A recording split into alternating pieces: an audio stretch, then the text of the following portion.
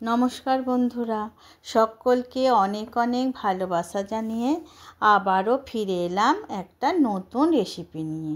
এই গরমকালে আমের সব কিছু রেসিপি খেতে খুবই ভালো লাগে।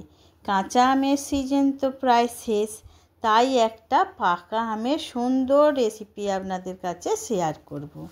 আজ বানাবো জামাই ষষ্ঠী স্পেশাল আম দই। এই আম দই যদি বাড়িতে পারফেক্ট বানাতে পারেন, তাহলে দোকানের দই আর আপনার মুখেই লাগবে না। মাত্র 3-4টি উপকরণে এই রেসিপি অতি সহজেই বানিয়ে ফেলা যাবে।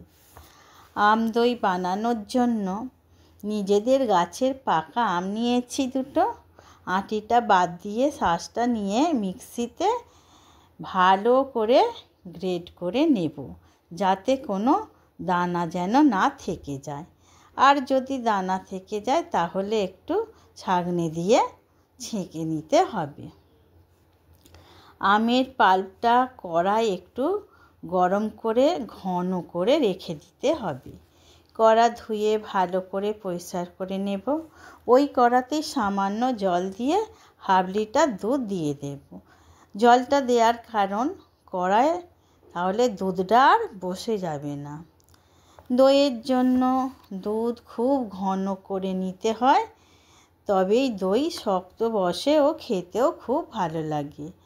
ওই দুধ থেকেই খানিকটা দুধ অন্য বাটিতে তুলে তাতে 50 গ্রাম গুঁড়ো দুধ গুলে রেখে দেব। দুধের মধ্যে প্রায় 100 গ্রাম চিনি অ্যাড করলাম, তবে মিষ্টিটা আপনাদের নিজেদের ইচ্ছা মতো দেবেন।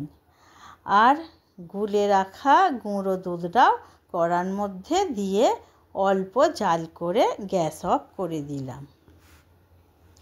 আমের পাল্পটার মধ্যে 2 চামচ টক দই দিয়ে ভালো করে মিক্স করে নিতে হবে।